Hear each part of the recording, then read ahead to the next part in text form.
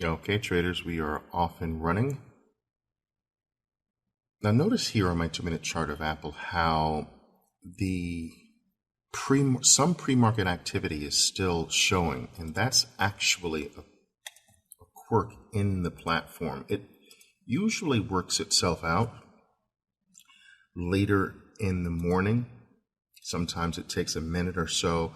When that happens with my charts in Fusion, I actually flip to the 1 minute because it seems not to be the issue, to be an issue with the 1 minute chart. So I'm seeing that Apple has gapped up very strongly this morning, as has the entire market across the board.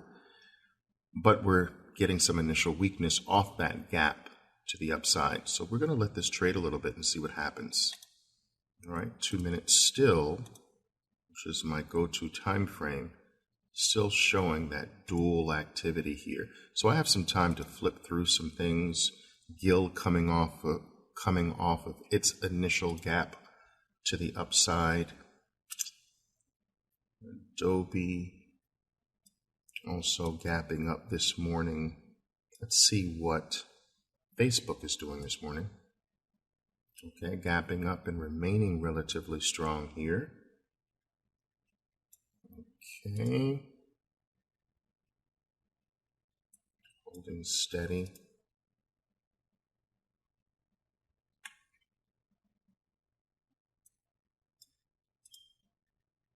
Looks like it's going to be somewhat of an interesting morning. I have to give Apple, here we go, that pre-market activity has disappeared and we have a pure 2-minute bar. So I'll remain on this time frame here for Apple. Now usually what I teach my traders is to really let the first 2 minutes of activity develop before you actually dig in with your, I'm going to actually go long here, but I'm not going to go heavy here. 1,000 shares. And let's see if Apple from this particular point pulls back. I'll look to build that position. Now, I do expect it to pull back, which is the main reason for not going in very heavily here, simply because Apple is right up against its declining 20-period moving average on the daily chart. That's not visible for you right here, but it is certainly right up against its daily declining 20-period moving average, which typically serves as some level of resistance. Now, under normal circumstances, if there were no overhead resistance for Apple, I would have pounded into Apple for 4, 5, maybe 6,000, 7,000 shares or so. A lot of traders ask me that, like, how do I decide my specific share size? And I actually don't. All right. I have no preset notion as far as how many shares specifically. I will know whether I want to be light, medium, or heavy, but I am not a specific share trader. And when you trade at my specific level, you can't really afford to be. The stock primarily determines, in many cases, how many shares I get. Does it stay relatively firm at the price that I'm shooting buy orders at? Or is it running while I'm placing buy orders and I'm not going to chase it that far? There are a variety of different factors that come into play. But what I do know initially is whether I want to be light, medium, or heavy at the current moment. And so a light will be around 1,000 to 2,000 shares. A medium will be a 5,000 share to 8,000 share position or so. In that range, there's no specific number, as I mentioned. And a heavy will be, double that, 15,000, 20,000. Now, there are also mega positions like 30 to 40,000 share positions. And then there are really, really just baby feeler positions, like a few hundred shares. Those are not designed specifically for P&L purposes. They're designed just to keep me focused on the play so that I don't lose sight of something that I may want to do 25 minutes from now or 30 minutes from now. And I tend to do that with stocks that I'm not overly familiar with, like I am with Apple, but I see something that might be developing for 30 minutes down the line. So we're playing Apple light here simply because I do believe that there's a high probability of Apple pulling back first, and it's on the pullback that I'll want to position myself rather heavily, not at the current price level.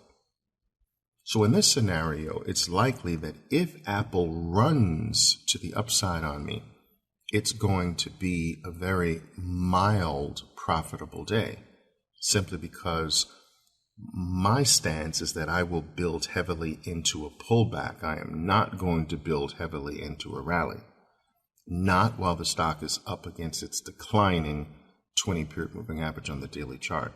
So if it runs away from me, it'll have to run away with 1,000 shares, and I'll have to be content with a fairly mild morning, which happens from time to time.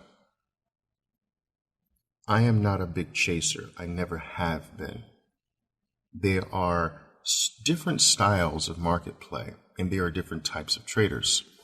And I'm never one to force my specific style on any given trader. In fact, what I try to do with my students is to detect certain personality traits and to design a specific style, or help them design a specific style that matches their personality traits.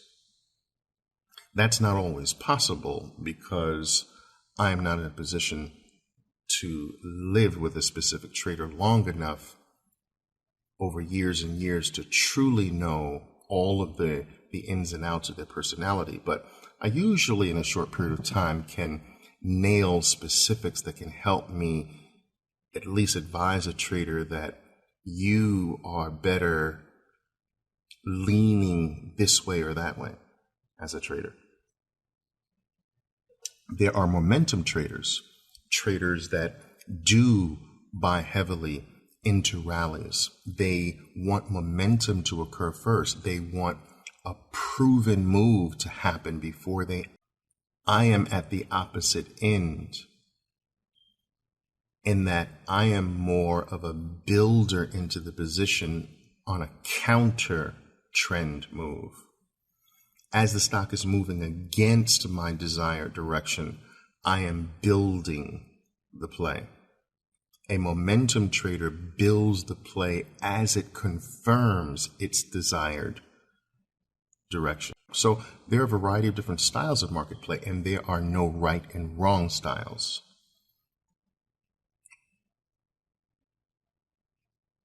Okay, so we're so far not getting the type of pullback that I want. So let me take a few more shares. Still light by my standards. I am not going to pile in on the upside. The pile in will come if, in fact, there's a counter move to the downside. This will remain a relatively light position if it continues to move to the upside.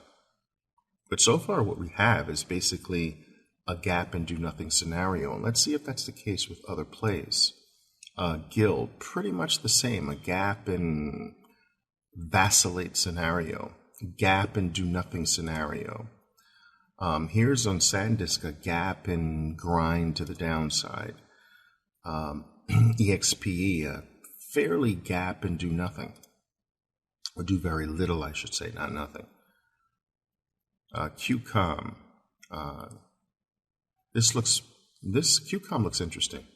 This is something that could potentially set up some type of buy. I like the way it's drifting to the downside. I'll keep that in mind. PCAR is a gap and drift to the downside. We'll drop to the downside here. My Apple seems to be running. All right. I'm up a mile, $400, $300 to $400. Nothing to write home about. Nothing to even focus on at this particular point.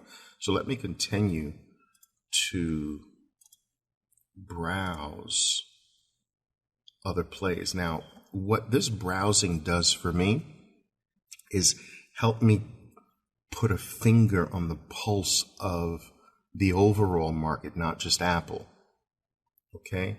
And I have a list of about 15 stocks or so that help do that for me. And many of these stocks, most of them in fact, are not stocks that I play. They're stocks that give me the overall market feel. And so they serve a purpose in that regard. I am heavily focused on the tech sector. And so the vast majority of my plays, although not all of them, or I should say the vast majority of the stocks on my watch list, although not all of them they tend to be in the technology field, the majority of them. Again, not all of them. QCOM is moving to the upside here. Interesting. I'm not feeling anything particularly powerful here. Now, again, Facebook as well is up against its declining. I'm going to go 500 shares here. But just to feel, missed one here, just as a feeler, and we're going to see my Apple is moving up. I'm up $700 or so. Again, nothing to write home about.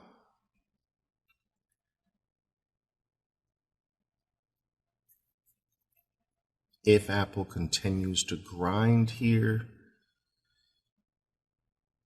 it's going to be a small profitable morning. It's not going to be a $6,000 or $7,000 morning here. It's going to be a $1,000, $1,500 morning. So, okay, I'm up over $1,000 in Apple. Okay. And when I'm very small like this, I actually tend to get out of the position a lot faster than I typically do with a heavy position, quite naturally. Some people would primarily, I'm going to throw some shares for sale up here and see what happens. I am offering above the market up here, around 48 or so. I want the momentum to move into my sell orders. We'll see how that works there.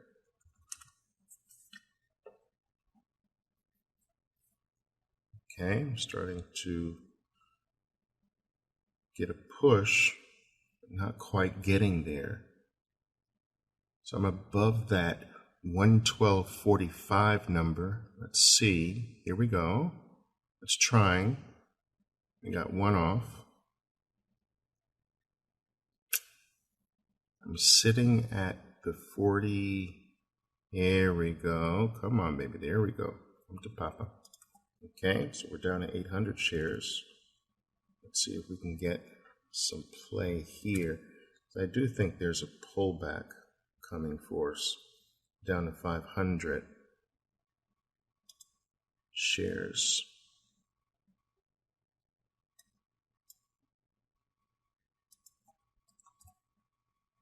Okay.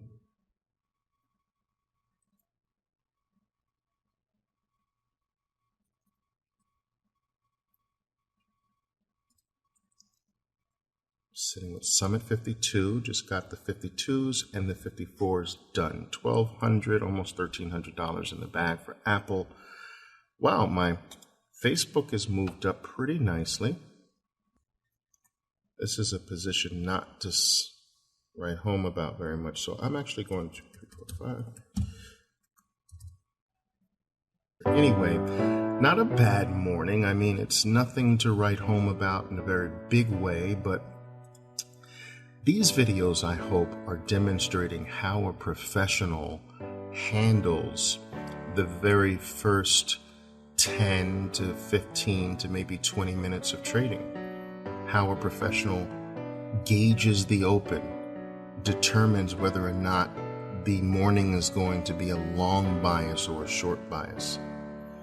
And now that we are into the final season of the trading industry, which actually starts after Labor Day, from September into the end of the year, you can be prepared to actually receive a good many of these Trade the Open Like a Boss videos.